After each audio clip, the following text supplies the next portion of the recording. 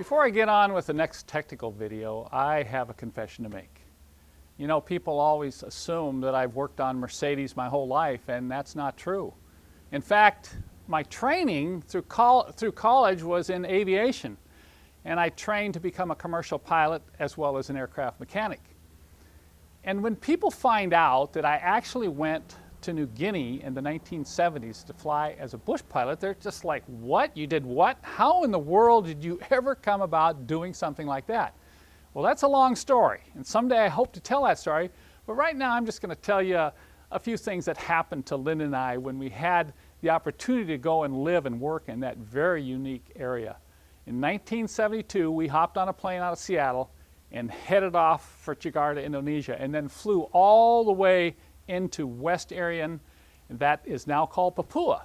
And it's that large island that's located just above Australia, and it's been known for years as probably the most primitive place on planet Earth. And we had the privilege of living and working with some very unique people. These people at first appeared very primitive, but they had great hearts. They were fun-loving, and they were like any other human beings that you could work with and play with and have fun with. We had a wonderful time out there. And there's a lot of stories I could share with you. And one of them in particular has stuck in my brain for years, and that has to do with one of the first landings I made into an area, into a primitive location where people had never seen a white man. Can you imagine this? They had just completed building an airstrip. I had a Cessna that I was going to go in there and make the first landing on. I came overhead, I circled, I could see there were hundreds of people that had crowded around the top of the airstrip. I made a couple low passes, to check the condition of the strip. Came around, rolled on the final approach, and I really came in slow because I did not know the condition of the surface. And as I touched down, I rolled up to the top of the strip, and all I could see were faces of very, very primitive natives. They all had bows and spears and arrows, and I tell you, if you didn't know these people, you would be afraid, because they didn't look all that friendly when I got out of the airplane. But you should have seen them look at me. They just stared like, what in the world is this guy? And they came up to me and they pulled on my skin, and they're pinching me and they're pulling on my hair. You got to remember, their black skin have very kinky hair. Here this white guy gets out of an airplane and has, smooth hair. They were totally fascinated.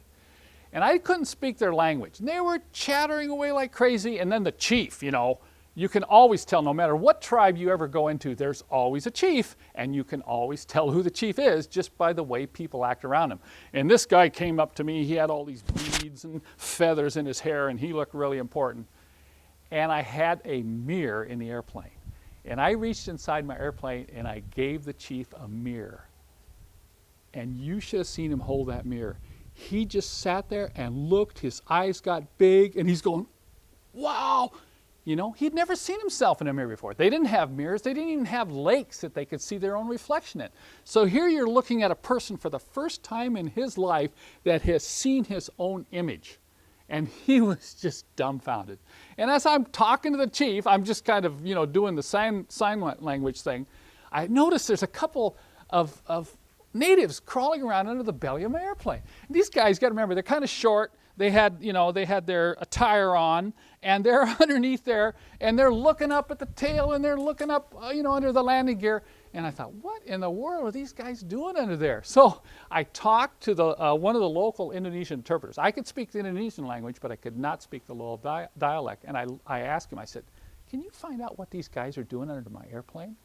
And he looked at him, he started chattering away, and pretty soon he got this big look on his face. He says, Mr. Pilot, they're trying to figure out whether it's a male or a female. And you could imagine what went through my mind at that point. Here I suddenly realized what I was doing, bringing this big metal bird into a very primitive culture. And at that point, I realized I really was in the most primitive place on Earth.